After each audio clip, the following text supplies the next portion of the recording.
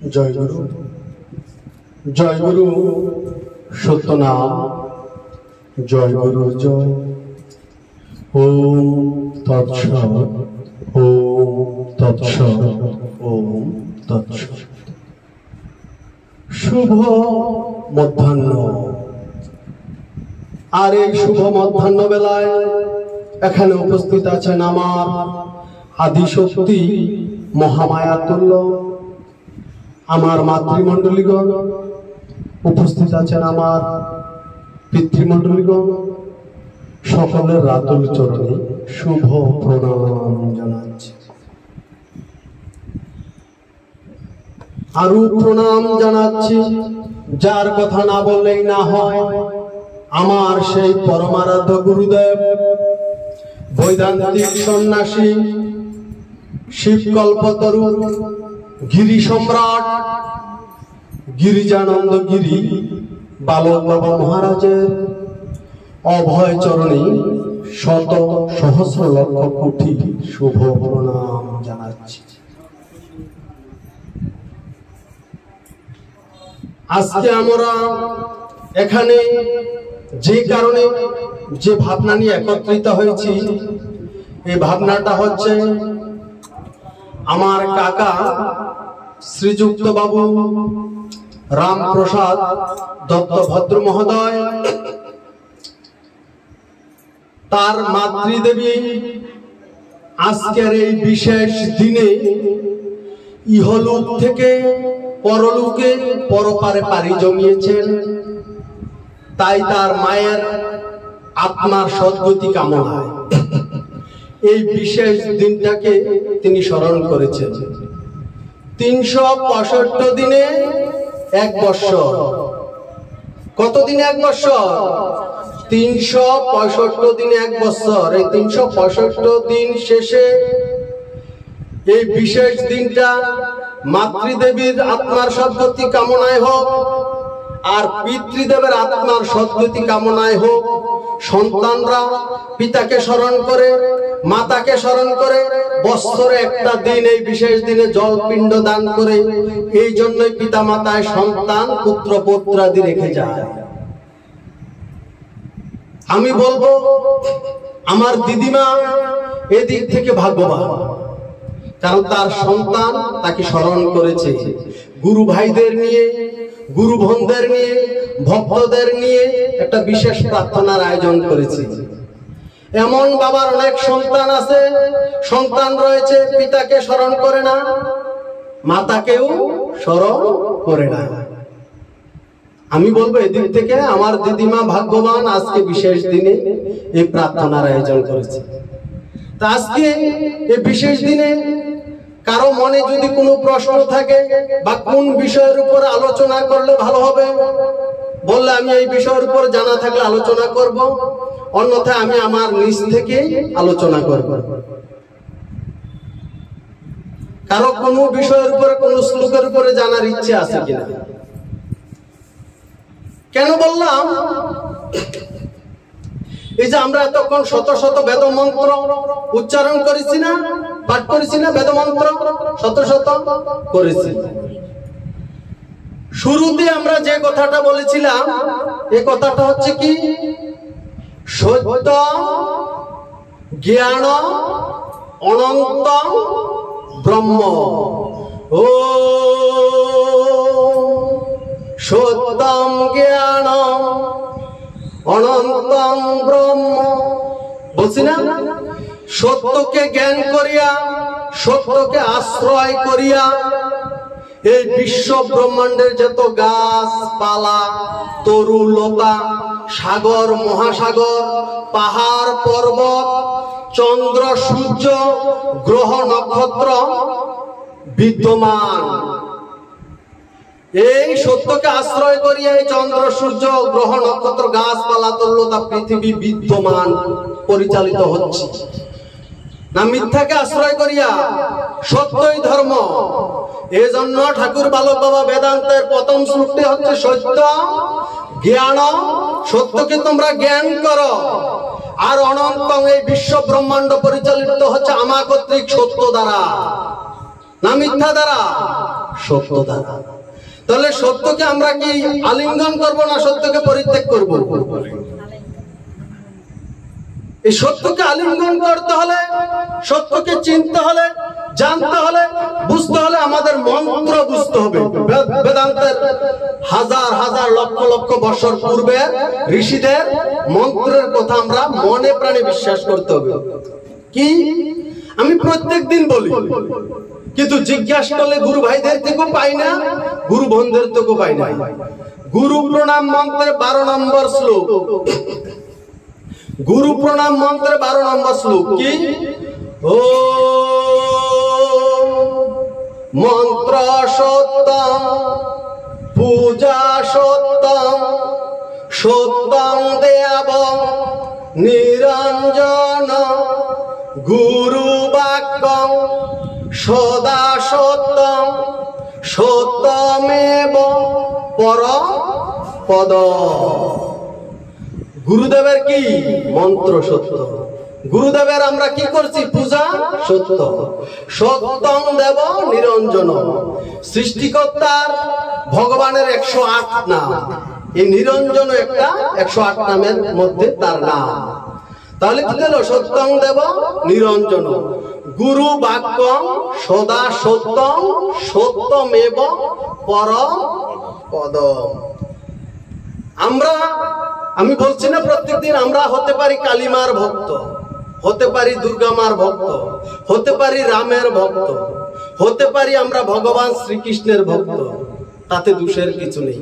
কিন্তু সনাতনীরা একটা জায়গা আসতে হবে, এই সৃষ্টিকর্তাকে জানতে হলে, সৃষ্টিকর্তাকে উপলব্ধি করতে হলে গুরু পূজা করতে হবে, দীক্ষা গ্রহণ করতে হবে বাধ্যতামূলক। আর এই দীক্ষা মন্ত্র গুরু কর্তৃক যে যেখান থেকে যা পেয়েছে, এই নাম 1 অক্ষর থেকে 66 অক্ষর রয়েছে। 1 অক্ষর, 2 অক্ষর, 3 অক্ষর, 5 অক্ষর, এভাবে 66 অক্ষর পর্যন্ত রয়েছে। আর এই নাম কি? সত্য।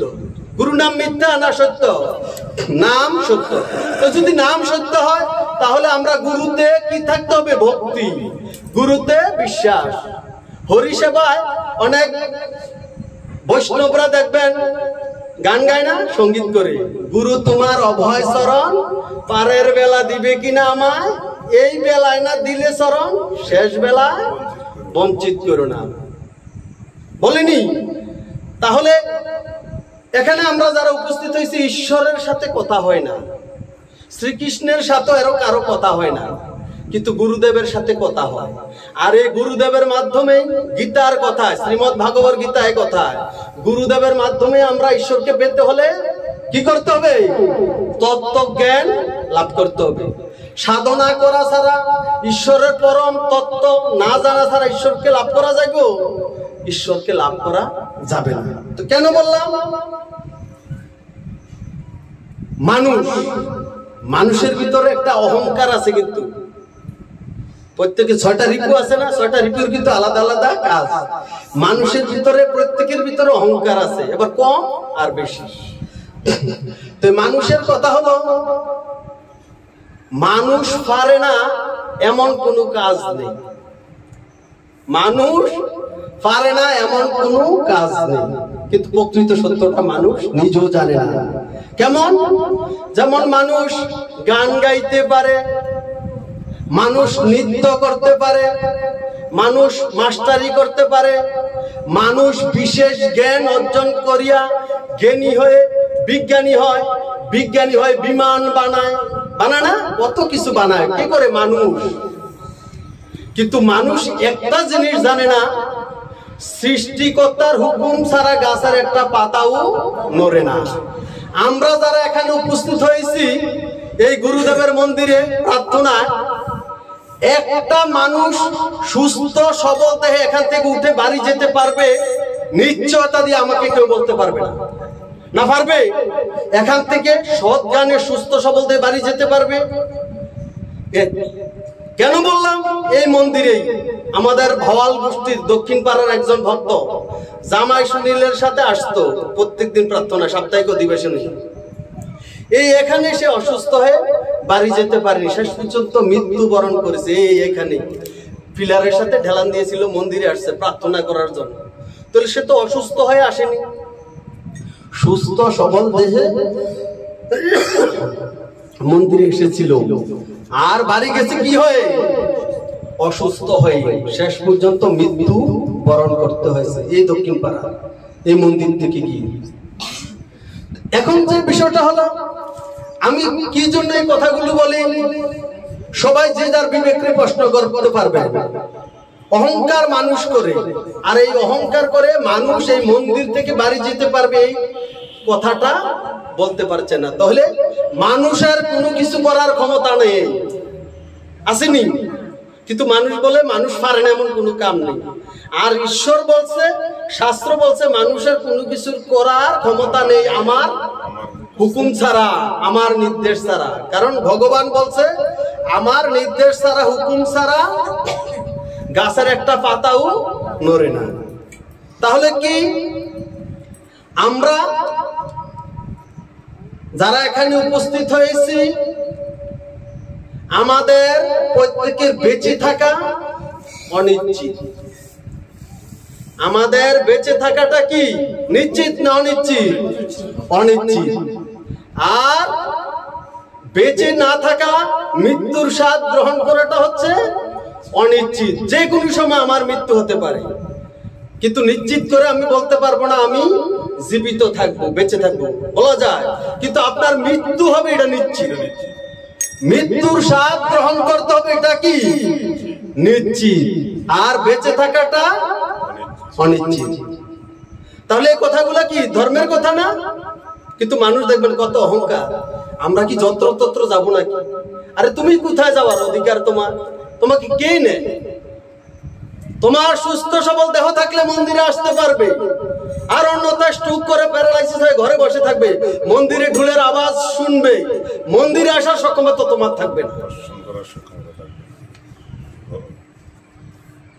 আর সনাতন ধর্মে গুরু পূজা ব্যতীত ঈশ্বরকে কোনো সাধু জানতে পারবে না, কোনো সন্ন্যাসী জানতে পারবে না, কোনো গুরু জানতে পারবে না। ঈশ্বর এমন একটা শক্তির নাম। আর আর গুরুকে জানতে হলে, গুরু পূজা করতে হলে, গুরুতে ভক্তি নিবেশ করতে হলে দুটো জিনিস চাই। যেমন আজকে এই মন্দিরে ভোগ রাত 12টায় শুরু হবে, সকল গুরু ভাই বোন জানে। এখন 12টায় কে কে মন্দিরে উপস্থিত হয়েছে নিজের বিবেকের প্রশ্ন করলেই সারে। মন্দিরে 12টায় আসতে পারে না, কিন্তু কোথা জানে। তাই গুরুকে ভালোবাসতে হলে হার্ট এবং হেড, বড় একটা হার্ট লাগবে, বড় একটা হেড লাগবে, সুস্থ দেহ লাগবে, সুস্থ একটা মস্তিষ্ক লাগবে, মাথা লাগবে, যেটাকে বলা হার্ট এবং হেড। সুস্থ হৃদয় ছাড়া, ঠান্ডা মাথা ছাড়া গুরু পূজা দেওয়া অসম্ভব। কেননা নির্দিষ্ট টাইমে সাধনা করতে হয়। সাধনার টাইম আছে না? শাস্ত্রীয় গ্রন্থগুলো কিন্তু মিথ্যা নয়। চৈতন্য চরিতামৃত মিথ্যা নয়, এটা গৌরাঙ্গ মহাপ্রভুকে বড় করে দেখানো হয়েছে। শ্রীমদ্ ভাগবত গীতা, এই গীতার মধ্যে আমার ভগবান শ্রীকৃষ্ণকে বড় করে দেখানো হয়েছে। আর শিব সংগীতা আমার শিবকে বড় করে দেখানো হয়েছে। তারা কেউ কিন্তু ছোট নয়। সাধকরা সাধনা করেছে, শক্তির সন্ধান করেছে, তাই শক্তির মধ্যে শিব শক্তি হচ্ছে সর্বশ্রেষ্ঠ শক্তি। গীতার কথা, ভাগবতের কথা, শিব সংগীতার কথা। সাধনা করতে হলে সুস্থ দেহ লাগবে, সুন্দর একটা মন লাগবে। সুন্দর মন ছাড়া, সুন্দর সুস্থ দেহ ছাড়া সাধনা করতে পারবে না। কারণ আপনি ধ্যান করবেন, প্রাণায়াম করবেন, অজপা নামে ডুব দিবেন, কিভাবে? সুন্দর দেহ ছাড়া। রোগাক্রান্ত মানুষ সাধনা করতে পারে? পারে না। রোগাক্রান্ত মানুষ বিছনায় পরে পরে কি বলে? বাবারে গেছি রে, মরে গেলাম তো ব্যথা। আর সুস্থ দেহে সব কাজ করতে পারে সাধনা। পারে না? না পারে না? বলেন, কারো কোনো প্রশ্ন থাকলে বলেন। বলেন, কারোর যদি কোনো প্রশ্ন থাকে। বললাম কেন?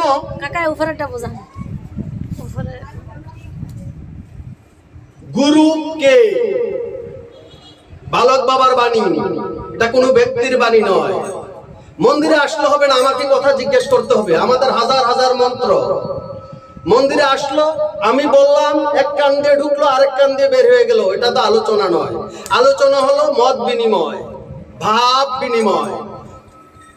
গুরুকে যিনি এক সেকেন্ড অপেক্ষা না করে শিষ্যকে পলকের মধ্যে ঈশ্বরের নিকট পৌঁছাতে পারেন, কে আমি ইহাকে সাক্ষাৎ করাতে পারেন, তিনি হচ্ছেন সদ্গুরু প্রদবাচ্য। গুরু হচ্ছে একটা শক্তির নাম, গুরু হচ্ছে একটা পাওয়ারের নাম। যিনি নিজের চিন্তা না করে, বিষয় চিন্তা না করে, পুরুষজাত সন্তানের কথা চিন্তা না করে, তার দক্ষতার সহিত দীক্ষা দানের মাধ্যমে যে আধ্যাত্মিক সন্তান, আমরা গুরুদেবের কি সন্তান না? আমরা গুরুদেবের শিষ্য, তার কাছে মাথা নত করেছি, তার থেকে বিশেষ জ্ঞান লাভ করব, তার কাছ থেকে মন্ত্র গ্রহণ করেছি না? আমরা গুরুদেবের কি সন্তান। গুরুদেব আমাদের ভালো মন্দ চিন্তা করতে হবে। আর গুরুদেব যদি আমার চিন্তা না করে, শিষ্যের চিন্তা না করে, মন্দির থেকে টাকা নিয়ে, শিষ্য বাড়ি থেকে চাউল নিয়ে, আলু নিয়ে তার পুরুষজাত সন্তানকে খাওয়ায়, পড়ায়, আসলে সে গুরু হতে পারেনি। তার ভিতরে বিশেষ জ্ঞান নেই, তার ভিতরে বিশেষ গুণ নেই। গুরু হতে হলে গুণ এবং জ্ঞান। গীতাতে ভগবান শ্রীকৃষ্ণ বলছে, চতুর্বর্ণ দ্বারা আমি মায়া সৃষ্টি করেছি, গুণ এবং জ্ঞানের দ্বারা আমি পরিচালনা করি। স্যারের শিক্ষকের ছেলে কিন্তু শিক্ষক হয় না, হয়নি। ডিসি সাহেবের ছেলে ডিসি সাহেব হয় না, হয়নি। জজের ছেলে জজ হয় না। কেন হয় না? গুণ এবং জ্ঞান না থাকার কারণে। গুণ থাকলে ফকিরের ছেলেও ডিসি হয়, রিস্কাওয়ালার ছেলেও ব্যারিস্টার হয়, গুণ থাকলে হয় না? ঠিক তেমনি করে গুরুদেবের ছেলে কিন্তু গুরু হতে পারবে না যদি বিশেষ গুণ এবং জ্ঞান না থাকে। যেমন আমাদের গুরুধারায় কেউ গুরুদেবের ছেলে গুরু হতে পারেনি। যেমন আলেক বাবার উরুজাত সন্তান কিন্তু বালক বাবা না, বালক বাবা সাধনা করে গুরু হয়েছে, আলেক বাবা সাধনা করে গুরু হয়েছে, ব্রহ্মগিরি সাধনা করে গুরু হয়েছে। কেউ কিন্তু ফেটে নেয় নাই, উরুজাত সন্তান না, সব দক্ষতার সহিত সন্তান, জ্ঞান গুণ অর্জন করে। তাহলে এটা কেমন বিশেষ বিষয় না? তাহলে গুরু কিন্তু যে কোনো লোক হতে পারবে না গুণ এবং জ্ঞান না থাকলে। তাই ধীরে ধীরে বেলা অনেক হয়ে যাচ্ছে, আমি আপনাদের মহামূল্যবান সময় আর নষ্ট করছি না। আমরা 3 মিনিট নীরবতা সহকারে আমার কাকা রামপ্রসাদ দত্তের মায়ের মাতৃদেবীর আত্মার সদ্গতি কামনায় বিশেষ প্রার্থনা দিয়েছি। আমরা যে যেখান থেকে যে ইষ্ট নাম পেয়েছে, শ্বাসে প্রশ্বাসে তার মায়ের আত্মার সদ্গতি কামনা ইষ্ট নাম জপ করবেন। জয় গুরু, জয় গুরু, জয় গুরু। ও